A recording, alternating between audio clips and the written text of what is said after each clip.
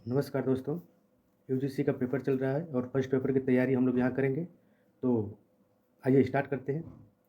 2019 का पेपर जून का है। तो शुरू करते हैं। पहला क्वेश्चन है, डेटा संग्रह के दौरान दो बिंदुओं के बीच उत्तरदाताओं में दृष्टिकोण में बदलाव को क्या कहा जाता है? इसका सही आंसर होगा प्रतिगामी प्रभाव, जो कि यहाँ पे आंसर दिया गया है। काफ़ी ज़्यादा क्वेश्चन है तो हम लोग बस जो उत्तर सही रहेगा उस पर हम लोग चर्चा करेंगे। ठीक है। नेक्स्ट क्वेश्चन, समय सीमा जिसमें एक अध्ययन किसी स्थिति या समस्या की पड़ताल करता है उसे भी कहा जाता है, क्या है? इसका उत्तर है संदर्भ अवधि। उसको संदर्भ अवधि कहा जाता है। ठीक है। क्वेश्चन नंबर 3, महासंबंध विश्लेषण की प्रमुख विशेषता है। महासंबंध विश्लेषण की प्रमुख विशेषता है चरों के बीच का अंतर, चरों के बीच भिन्नता, चरों के बीच एसोसिएशन या चरों के बीच प्रतिगामी। आंसर होगा चरों के बीच प्रतिगामी। ठीक है। क्वेश्चन नंबर 4, अध्ययन के दौरान शिक्षार्थी की कौन सी विशेषताएं उसके दृष्टिकोण को प्रभावित करेंगी? पहला है शिक्षार्थी की प्रतिबद्धता, सीखने वाले में माता पिता की रुचि, सीखने वालों का पूर्व ज्ञान या संबंधित क्षेत्र में सीखने वाले का कौशल। पांचवा, सीखने वाले का पारिवारिक आकार। और छठवां, पारिवारिक की सामाजिक आर्थिक पृष्ठभूमि जिसमें शिक्षार्थी संबंधित है। ठीक है। दिए गए विकल्प का उत्तर सही चुने। पहला, तीसरा या चौथा, या दूसरे में पहला, दूसरा और तीसरा, या तीसरे, चौथा और पांचवा, या चौथा, पांचवा और छठवां। तो इसका सही आंसर होगा पहला, तीसरा और चौथा। पहला, तीसरा और चौथा। ठीक है। पहला, तीसरा और चौथा। आइए फिर एक बार समझते हैं। अध्ययन के दौरान शिक्षार्थी की कौन सी विशेषताएं उसके दृष्टिकोण को प्रभावित करती है? पहला, शिक्षार्थी की प्रतिबद्धता होनी चाहिए, सीखने वाले का पूर्व ज्ञान है। ठीक है। और संबंधित क्षेत्र में, जिस क्षेत्र में संबंधित है उसमें वो सीखने वाले का कौशल, कितना लगन से वो सीखता है। ठीक है। क्वेश्चन नंबर 5, एक छात्र के प्रदर्शन की तुलना दूसरे छात्र के साथ किस प्रकार के परीक्षण में की जाती है? आंसर होगा इसका सामान्य संदर्भित परीक्षण। सामान्य संदर्भित परीक्षण। ठीक है। क्वेश्चन नंबर 6, नीचे दी गई सूची में उन लोगों की पहचान करें जिन्हें गैर संभाव्यता नमूना प्रक्रिया कहा जाता है। पहला है सरल या यादृच्छिक नमूना, दूसरा है आयामी नमूनाकरण, तीसरा है स्नोबॉल का नमूनाकरण, चौथा है क्लस्टर का नमूनाकरण, पांचवा है कोटा नमूनाकरण, और छठा है स्तरीकृत नमूनाकरण। सही विकल्प चुने। पहला है पहला, दूसरा और तीसरा, दूसरा है दूसरा, चौथा और पांचवा, और तीसरा है पहला, तीसरा और छठवां,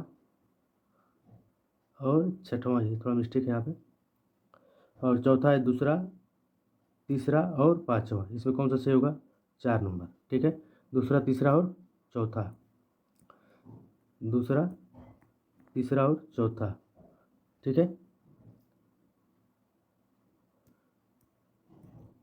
क्वेश्चन नंबर 7, वैचारिक ढांचा जिसमें एक शोध किया जाता है उसे कहा जाता है। वैचारिक ढांचा जिसमें एक शोध किया जाता है उसे क्या कहा जाता है? शोध का सार, अनुसंधान डिजाइन, शोध परिकल्पना या शोध प्रतिमान। शोध अनुसंधान। ठीक है। वैचारिक ढांचा जिसमें एक शोध किया जाता है उसे क्या कहा जाता है? अनुसंधान डिजाइन। ठीक है। आगे देखते हैं। क्वेश्चन नंबर 8, निम्नलिखित में से कौन अधिकतम प्रदर्शन परीक्षण का एक उदाहरण है? निम्नलिखित में से कौन अधिकतम प्रदर्शन परीक्षण का एक उदाहरण है? पहला, व्यक्तित्व परीक्षण, प्रोजेक्टिव व्यक्तित्व परीक्षण, या योग्यता परीक्षण, और ब्याज और रवैया तराजू। आंसर होगा इसका तीसरा, योग्यता परीक्षण अधिकतम प्रदर्शन परीक्षण का एक उदाहरण है। नेक्स्ट, नीचे दी गई सूची में कौन सी रणनीति प्रत्यक्ष शिक्षण से जुड़ी होगी? उदाहरण और स्पष्टीकरण प्रदान करना, जांच को बढ़ावा देना, अवधारणाओं पर ध्यान केंद्रित करना, समीक्षा और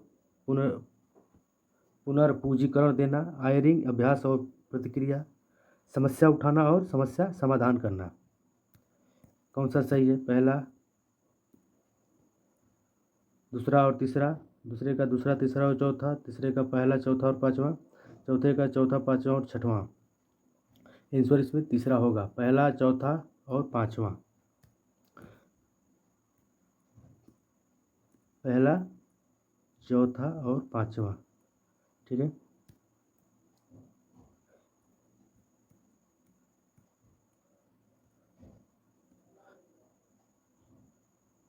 जिन सामग्री आधारित प्रश्नों को बजाय प्रक्रिया कहा जाता है। ठीक है, इसको समझेंगे हम लोग। सम्मिलित प्रश्न, डाइवर्जेंस प्रश्न, तथ्य आधारित प्रश्न, चौथा है अवधारणा आधारित प्रश्न, छठवां है प्रश्न खेलें, पांचवा है प्रश्न खेलें, छठवां है प्रश्न बंद करें। इसका देखते हैं। पहले में पहला, दूसरा और तीसरा सही है कि दूसरा, तीसरा और ये क्या है, थोड़ा सा डिस्टर्ब है, ये प्रीवियस ईयर क्वेश्चन पेपर है। ठीक है, तीसरा है चौथा, पांचवा और छठवां है, या दूसरा, तीसरा और पांचवा है, यानी नंबर 4 इसका करेक्ट आंसर होगा। दूसरा, तीसरा और पांचवा, दूसरा, तीसरा और पांचवा। नीचे दी गई सूची से उन प्रश्नों की पहचान करें जिन्हें सामग्री आधारित प्रश्न के बजाय प्रक्रिया कहा जाता है। प्रश्न खोलें, तथ्य आधारित प्रश्न और डाइवर्जेंट प्रश्न। ठीक है। क्वेश्चन नंबर, इसकी एक व्याख्या है,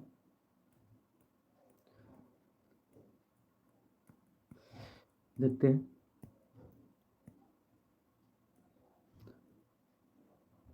भूगोल पृथ्वी की सतह के भौतिक और मानव संगठन को समझना चाहता है। भूगोल जो है पृथ्वी की सतह और भौतिक और मानव संगठन को समझना चाहता है।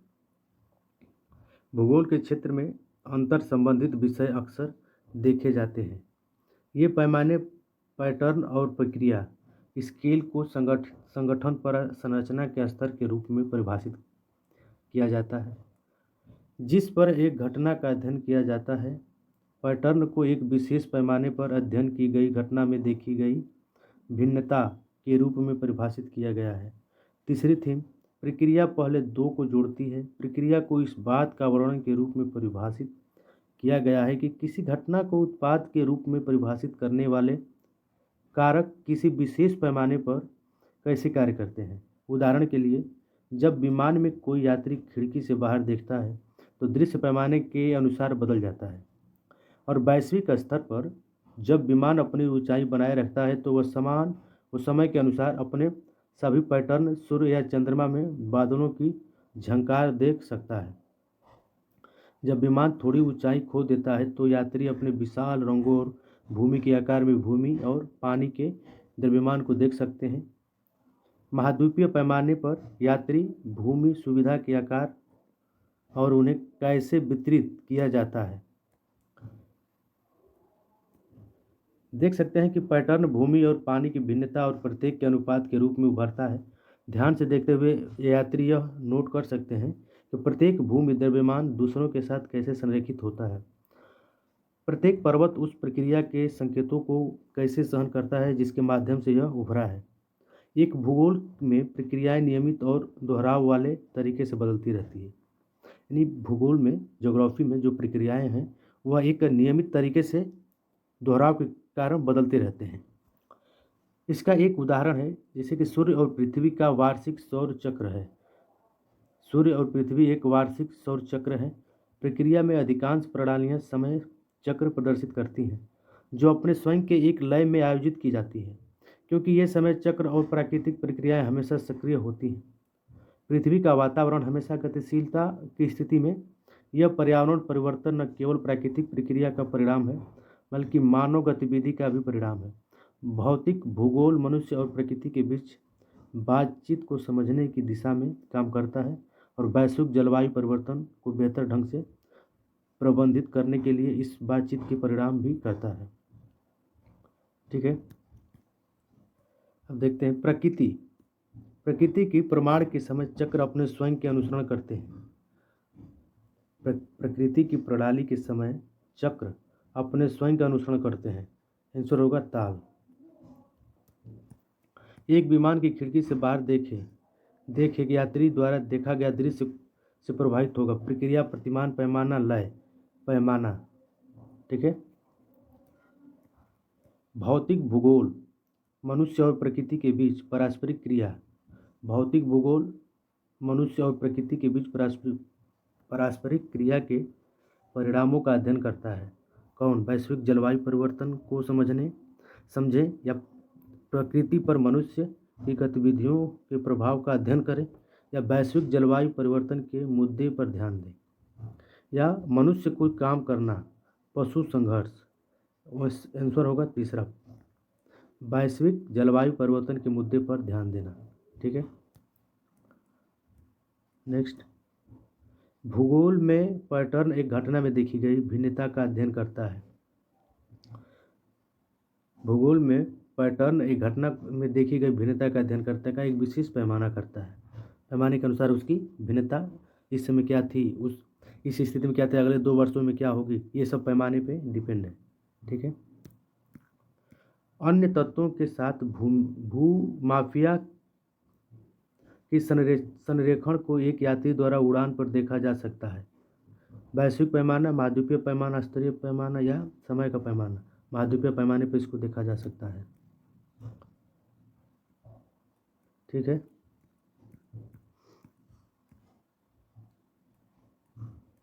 ये मैच करने वाला है।